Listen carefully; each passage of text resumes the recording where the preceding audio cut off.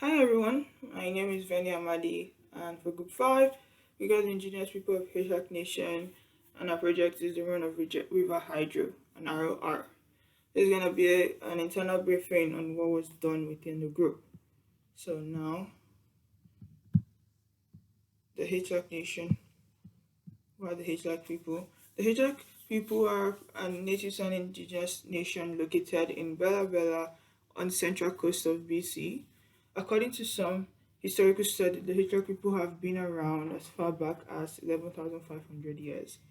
There are five main tribal groups: Ualito, the Seaward Division, the Calm Water Division, Rasco Inlet Tribe, East 2, the Easter Tribe, the North and Down River Tribe. The Hichak people speak the language called Hichakla, which is an endangered language and it's seen as a language that expresses their way of life. Due to the five tribal groups, there are five dialects of the Hichakla. And based on research, you could be saying that if you change the pronunciation of a sound, you automatically change the meaning of the word. No. Principles of the Hichak people. The people of Hichak use laws of the Hichak as their governing principle when it comes to their obligations and relationships to the land and resources, spiritual and temporal world, and it sees everything as a gift from the Creator. The leadership of the Hichak people comprises of an elected chief and council, as well as the hereditary chiefs, and together they make decisions regarding the community.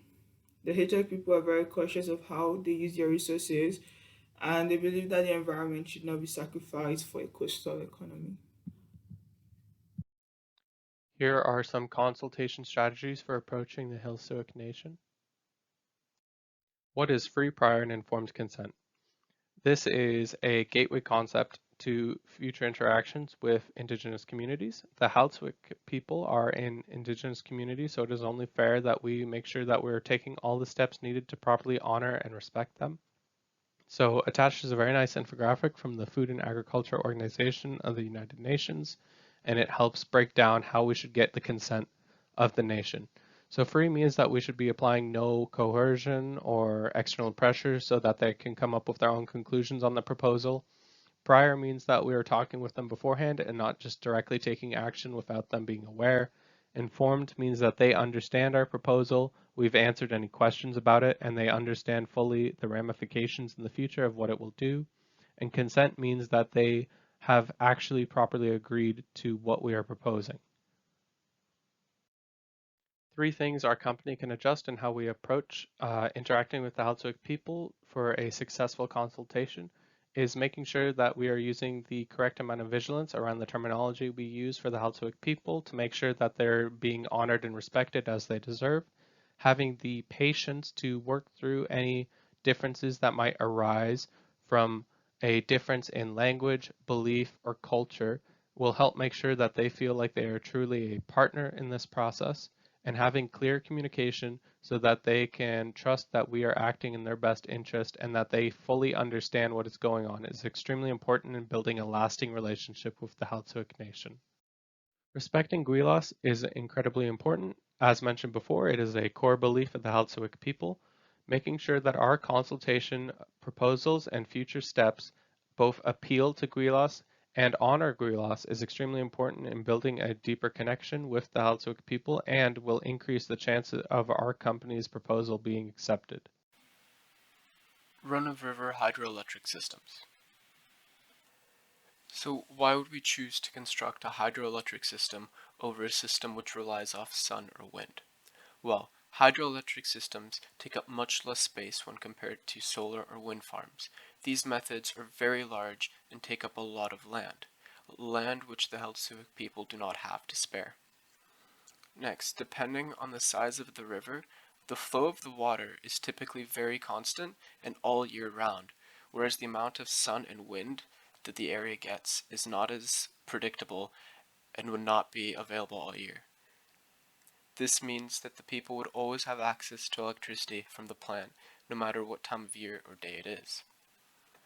Due to the smaller size of a hydroelectric system, it is much less noticeable in the environment and would not drastically affect the landscaping of the area nearly as much as a large solar or wind farm would.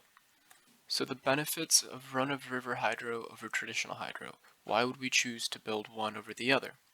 Well, the biggest distinction between the two systems is that with a run-of-river hydro system, there is no need to build a big dam such as with a traditional system. This means that there is less environmental impact overall. There is no need to store water. It is less expensive and takes less time to build initially. However, there are also drawbacks to a run-of-river hydroelectric system. Cons compared to traditional hydroelectric systems. A run-of-river hydro system would generate less output than a traditional dam-based system. Furthermore, there is a higher cost per kilowatt hour with a run-of-river hydro system despite the lower initial cost. Finally, without a dam, it is less reliable as it depends more on the flow of the river at that time, whereas a dam-based system would already have that water stored up if the flow of the river slows or stops. Depending on the river, this might have more or less impact. Now, Helsic relations and economics. Assessing what the economic goals are for the Helsic people is of vital importance. Understanding what the communities need or desire will help us format our consultation project towards the areas that will be most affected.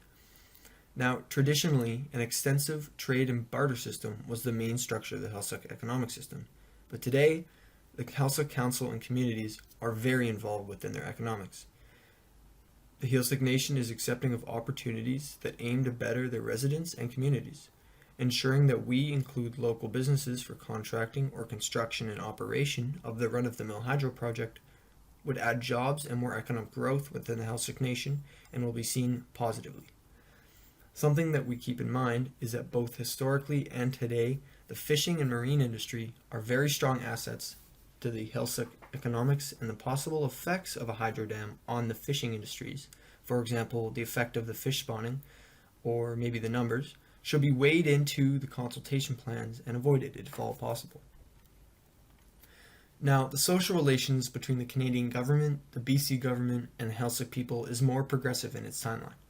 The nation believes they are leaders in the progress of reconciliation and how to move into modernized life while keeping true and powerful bonds with their traditional history and lifestyle. Multiple reconciliation acts have been set in place, such as the Hal-Situt Reconciliation Agreement and a recorded declaration of the Helsic title and rights.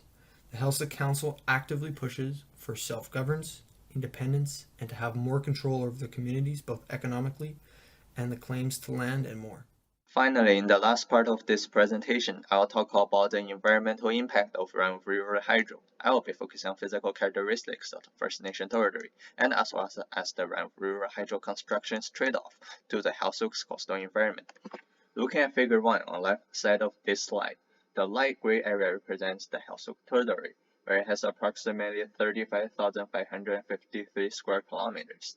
Due to its coastal location, the territory contains many low-elevation old-growth forests, islands, mountain ranges, pristine freshwater lakes, and wetlands river. From Figure 1, the map of Bella Bella, you can see that this First Nation territory extends from the southern tip of Calvert Island up to the northeast as far as Kimsquit, which is right above the Bella Coola. Around the region of the Bella Bella River is so far the most populated site. Talking about the fact that the Helsic territory is a freshwater biome, the run-of-river hydro promises zero greenhouse gas emissions since it's a renewable energy source and relies entirely on electricity. Compared with those large dams that can potentially cause flood, the run-river hydro can guarantee less damage to the environment, but it will still harm the living organisms and their habitats in the river. For instance, according to the most status reports from the BC Ministry of Forest, Lands and Natural Resources, it has been observed that spawning forage fish are sensitive to noise and disturbances. Disruptions can cause the fish to disperse and stop to reproduce. In other words, the fish population and its spawning site would reduce, which will affect the Helsic native people as well as the bird species, since they are all relying on the fish as their major food source. Furthermore, building this river hydro project not only destroys the food chain, it also changes the surface and physical features of the river. Now, let's look at figure 2. In fact, building a river hydro typically requires the construction of in-channel barriers, which will shorten and fragment the river, and hence alter the geographical features of the river and as well as its habitats. And just to wrap up, runoff river hydro gives huge impact to the health of territory, especially the rivers. And just let you know, here are some references.